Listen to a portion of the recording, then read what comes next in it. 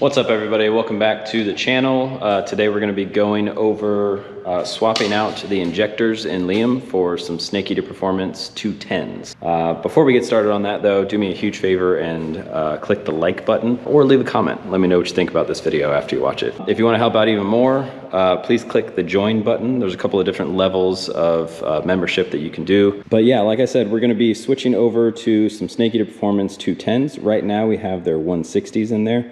I'll show you when we take these out, but they are the LS3 really short body injectors, and we're going to be staying that same injector type. We definitely like the shorter ones a lot more than the long ones, but there's been a lot of talk back and forth about the quality of Snake Eater Performance. We've had multiple different sets of Snake Eater Performance injectors in this car and in others, and we haven't really had a problem with them as far as the consistency of them, the tunability of them. I mean, they seem to idle great as long as you actually input the correct information in there, and you can request that information from them. The sheet that comes with the injectors, sometimes it's the type that only gives you one voltage reference and one fuel pressure reference for the injector data. You can request the full data from them so that if you have tuning such as like Holley, either Terminator X or HP or Dominator, whatever you're using, if you have something that will allow you to put in multiple voltage lag times for each voltage range, there is something to having some of these really nice injectors. But for 90% of what people are doing out there, these are a great injector and they're super affordable. So we have these, like I said, in this truck. We've also used them in Troy's Mustang.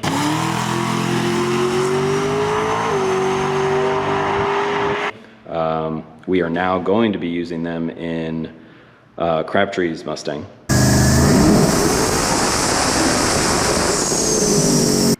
He started out with using some billet atomizers, and we had some pretty serious issues with them locking open. All I know is all of our experiences so far with Snake Eater Performance have been really good, and I'm telling you this coming from the experience that I've had with these injectors. So take that as you will, but it's not one of those things where they're paying me to say that these are good or whatever. If we use a product and it sucks, I'm gonna say it sucks. So for everybody that is wanting an honest review of their product, if it's something that we can test in this truck, let me know, hit me up, and I'd be glad to give it an honest review. But be careful, because it is going to be an honest review. If it sucks, it sucks. So anyway, we'll get to taking these out and getting the other ones in there, and I'll show you the configuration changes that we need to make so that hopefully it won't be a very big ordeal to get it started back up on the gas. We're going to deal with the methanol when we get onto the dyno, because basically any changes that I make to get it running on the gas, the same thing is going to be necessary on the methanol, because the only difference between the two fuels is a big global change. So if I get it running on the gas, I think we'll be pretty much spot on for the methanol. So all right, we'll get to it. All right, so we got the new injectors in. There's nothing really to show. They look identical to the ones that came out. Or I guess I could show the ones that came out. So when I say LS3 body style, I'm talking about the really tiny ones. So let me see if I can get these out with one hand real quick. Shout out to Brad from Snake Eater Performance for always getting stuff out to us quick. I know they're out of stock quite often, but that should just be an indication of how many people are using these. And yeah, so this tiny little sucker, that's all it is. So exact same body as the ones that we just put in there. These are the 160 pound injectors, and the ones that we got in there are the 210 pounder. So not a giant difference. We made the changes inside the computer, which the primary difference that we made was over here at the bottom. Oh crap, I forgot to change that to custom. It doesn't really matter. I mean, this drop down menu is used for the presets, but if you're putting in custom information, it's gonna go off of the custom information that you put in there. So we put actual base fuel pressure at 55. I'm just taking a guess on that. I haven't checked to see what base fuel pressure actually is, because I cranked it up a little bit. But yeah, you come down here, and based on their information, you basically just fill in the appropriate information. So rated flow per injector, the rated injector pressure, and then you go down and for every voltage in this table, there's a specific dead time that you enter. If you enter those, hopefully you have the best chance of really getting the best idle you can out of it. And they operate pretty good everywhere else, but where it really seems to shine and make the biggest difference is at idle. This up here, minimum injector opening time, I don't know what the minimum injector time is for these, but if I did know it, I would enter that in there. So if they say that you can't reliably pulse any quicker than like 0.7 milliseconds or 0.9 milliseconds, then we would put that there to make sure that it doesn't try to pulse any faster than that. Because when it does, it starts skipping pulses. It starts, you'll notice it actually fattening up while you're trying to take fuel out. And if you have your computer constantly trying to pull fuel out, even though it's physically impossible for it to pull any more out, it's just going to continue to make things worse as it tries to chop that pulse width out. So I put it at 1. I don't think we're ever going to go below that anyway, even on the pump gas. So that should be fine. So yeah, we'll upload this and then start it up. So, and one of the other things that I wanted to show you guys is what is going to be kind of our standard procedure with this, with the way that we're using the pump gas table, and when we're on methanol. So as soon as I turn the key on, I gotta wait for that long prime, which I set that prime based on the amount of time that I think it takes to like clear the line all the way out. So that's why it's kind of longer than normal. Normally I'd only pulse it for like 3 seconds or so. All right, and so what you'll see here is I have a little switch down here. You might not be able to see it if you're watching on your phone. That says pump gas. Once I have key on and I click that, it's going to enable a table that pulls a whole bunch of fuel out. So I have to click that every time if I'm running on pump gas. If I'm on methanol, it's going to run off of the base table, which I did for methanol. Now, since that's going to be the more important condition, I guess, that I'm concerned with, which is, how it's going to run at the track, racing it full load, like lots of harmful things can happen, versus driving it around town and seeing no boost, no real significant load, except maybe 100 kPa. So I'd rather have the rough, kind of global change happen when I'm running on pump gas versus methanol. So I wouldn't go through and tune this on pump gas and then make a global change to be like, oh, here you go, this should run exactly the same on methanol. I'm not going to do that. So once we do this, the screen will reset itself, but when it resets itself during cranking, the ECU still recognizes that switch on. So it idles as it should. Let's see how it does.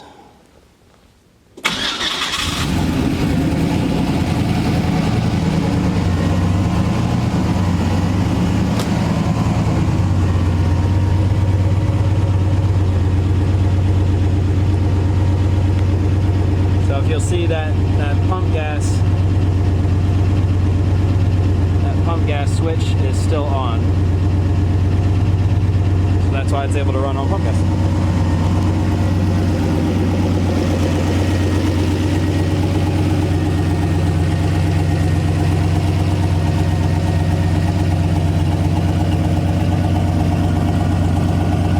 A little fumey when it's cold, but I mean it is about 32 degrees outside right now, so I assumed it's going to be. I gotta play with that a little bit and see if I can clean it up. But I mean, cold engine. I don't know. There may be only so much I can do about that. When it's on the methanol, it like pours out smoke until it gets some heat in it. So I gotta play a little bit around with injector phasing and see if I can find a more efficient time to squirt the injectors, so that maybe it's not going to be so fumey. This pump gas smells like crap. So, I mean, I'm used to rolling around E85 and I don't really mind too much. See, once it gets a little bit heated in there, it kind of starts cleaning up quite a bit. All right, so everything went pretty good. I had to make a little bit of an adjustment to the table that I have pulling fuel out for the pump gas. So the pump gas switch wasn't pulling out quite enough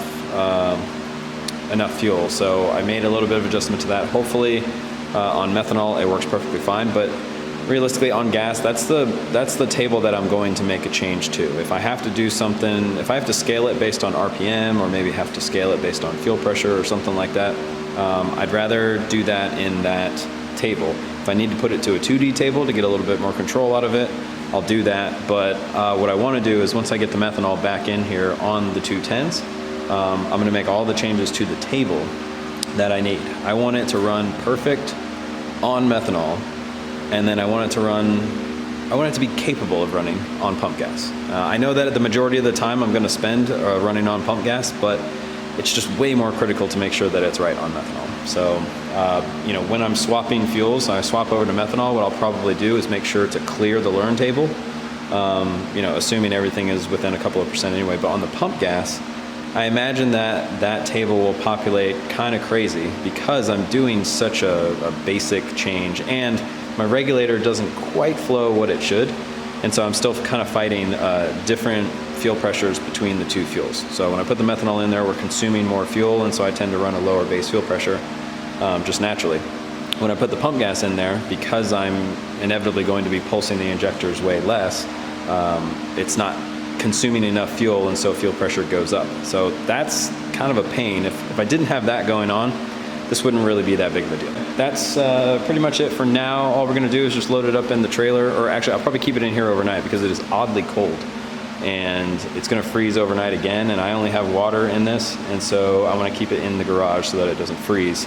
Otherwise, I probably would just load it up and put it in the trailer now so I don't have to do it in the morning. But yeah, I guess a couple days out of the year it gets super cold and it feels like Colorado. This is one of those. So I'll probably just get the trailer prepped and everything to take the car over to Nick's tomorrow. I'd like to drive it, but I don't know, that's kind of a big step. I do have AAA now, so I guess it wouldn't be that big of a deal. Anyway, we'll get through this and then we'll start driving it around. The first maiden voyage that I want to do is take it to the gut. So drive the truck to the gut, make a pass or two, see how it does, and then drive it back home. That'll be kind of the main test for everything. And yeah, so anyway, as always, like, share, subscribe. Like we said before, check out the join button, see if you want to support the channel a little bit more. And yeah, we'll see you on the next one.